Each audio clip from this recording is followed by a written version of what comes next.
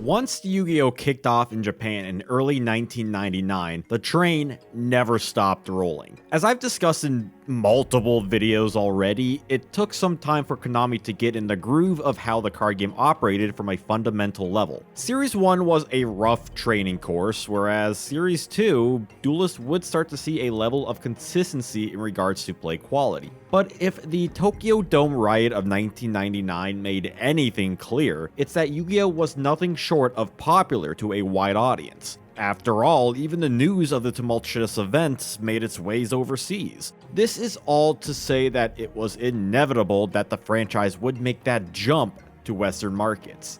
Midway through Series 2, it was revealed that on April 19, 2001, 4Kids Entertainment obtained the merchandise and television rights for the Yu-Gi-Oh! Duel Monsters anime. In Japan, the anime was early in its second season, so now was the perfect time to localize it elsewhere and spread the Yu-Gi-Oh! IP around. This would become more official from Konami's press come May 8th. Of course, it would take some time for the dubbing process, the show's marketing campaign, and card censorship due to religious and sexual themes, as well as advertising laws. A newspaper publisher in June would advertise the upcoming show, citing that it was a response to the Pokemon craze. This makes some sense considering 4Kids were also the company behind the import of the Pokemon anime too. A similar article in June would share the same sentiments of lightning striking twice, with a heavier emphasis on the card game sales over the Pokemon TCG. Another article a few weeks before the show's premiere would also refer to the Tokyo Dome riots and suggest that Yu-Gi-Oh! Is a darker, more complex Pokemon. Early ads would even use the tagline, "Compete, adapt, survive." Yeah, a bit more serious than "Catch 'em all." And since the Pokemania hype had seemingly died down by 2001, moving audiences to a new, similar property looked like a logical choice. This is possibly another reason why 4Kids waited before attempting to bring Yu-Gi-Oh! Over, to not step on Pokemon's toes while the iron was hot. The fateful day would be advertised as the big premiere for September 15th. However, this got postponed 2 weeks to the 29th due to the 9/11 terrorist attacks. The series would continue on despite some parents' concerns that the series promotes satanic views, which it does, but that's not the point. The point is that Yu-Gi-Oh! Was a success, or at least it would be after the incoming card game and video games come out at some point in the distant future. As such, Kids WB would put the first effort in showcasing the cards to their West in their Duelin' Monsters giveaway held between November 12th and the 17th. The contest would be advertised on TV, asking the viewers to identify a revealed monster on kidswb.com or via postcard. Winners would receive one of 5,000 copies of the Summoned Skull card, or one of 250 copies of the upcoming Dark Duel Stories video game, which would be released on March 19, 2002. This Summoned Skull would be considered the very first Yu-Gi-Oh! Card printed for the TCG, although there would be some notable differences between this card and the game's official release. For one, the card was printed in Japan, so the card stock is of different quality than what it would be later decided upon. Due to that, the front was also glossier than what the TCG would use. The card also has a smaller font size when compared to the first edition print, where that version would use 3 lines instead of 2 for its flavor text. Thirdly, there would be no Eye of Anubis security foil in the bottom right corner. Why Summon Skull? I don't know, maybe it just looked striking and cool, or that it was a prominent card that wasn't a holo like Dark Magician, which would require more printing effort than a simple common rarity. In similar fashion, Summon Skull would be used as the promotional sample card in December 2001, distributed by Upper Deck Entertainment. This was a test print to advertise the upcoming product. It had a similar look to the WB print, just with a notable sample stamp on the back of the card, as well as including the Eye of Anubis. The card was sent to hobby shops and toy shops that could potentially sell Yu-Gi-Oh! Products. Alongside it was a welcome kit that included a rulebook and a playmat. This sample card is considered rarer than the WB card.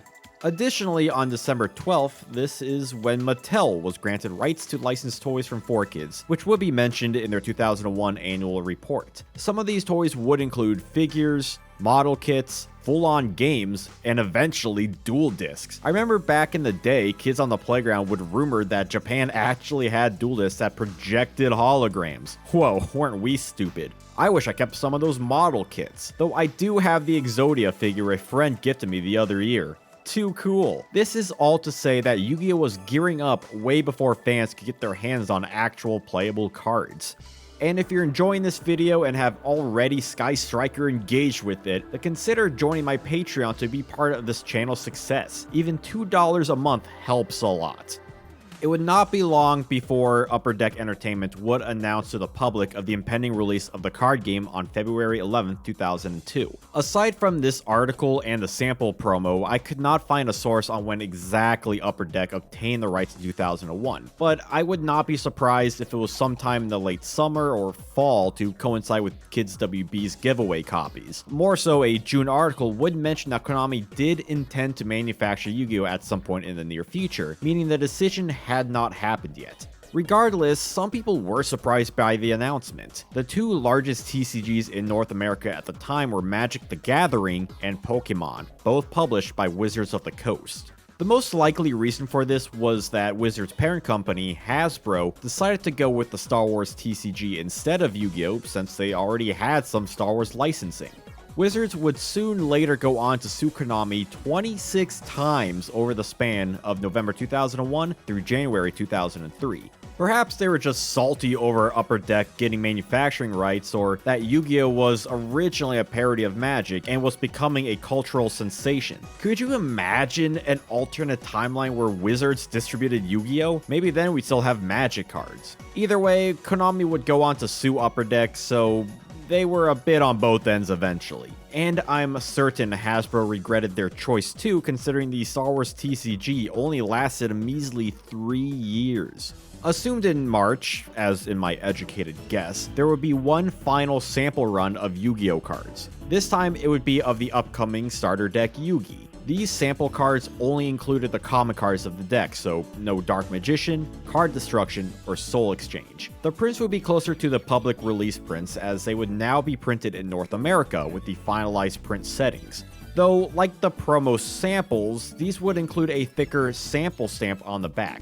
Unlike that specific card, the deck would not be a sample for internal distribution, but rather towards the customers. Hearsay suggests that these decks were given to official tournament stores officials to see, play, and learn the game for themselves, and to bring people interested in learning more about the Yu-Gi-Oh! TCG. So they were samples for the stores, not a test print. This is why I assume it was in March, to show the game while converting customers to buy Yu-Gi-Oh cards. Otherwise, if it was in late February, then there would be nothing to jump on, and it wouldn't have been too much longer after Upper Deck announced the game in the first place, further backing my March claim.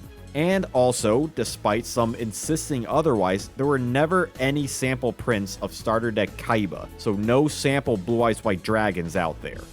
Which brings me to my last talking point, something I have yet to discuss in my early TCG videos, and that's the actual release of the two initial starter decks. A simple web search will show that the first booster set was released on March 8, 2002, with the starter decks being released simultaneously on March 29th. But I'm unsure when the unlimited editions were printed, since there was a clear attempt to fix Lord of D's and Mysterious Puppeteer's effect, as well as certain censored words, Witty Phantom, Dark Assailant, and Sorcerer of the Doomed. It could have been all at the same 29th date for all I know, because it wasn't out of the ordinary for this to happen, to make the first edition prints more valuable on release. The Upper Deck announcement discusses the March releases all at once, which could insinuate that stores got all the products at the same time to have customers buy playable decks from the get-go, as well as to advertise these sample decks too, because otherwise there's a couple weeks of nothing to sell but booster packs of LOB, which seems odd from a seller standpoint. If you'll allow me to speculate here, I think Upper Deck were in fact planning for all three products to be released on March 8th, but the found errors in cards forced them to push back the release date while being too close to the original target date to reprint the first edition cards. So instead of releasing the first edition deck right away and the unlimited deck a couple weeks after, Upper Deck may have simply awaited for a singular release. LOB would also get fixed cards in their unlimited print, which, due to the March 8th date, Upper Deck had to release something. but that's just my theory. What's potentially more interesting were the prints of Dark Magician and Blue Eyes White Dragon.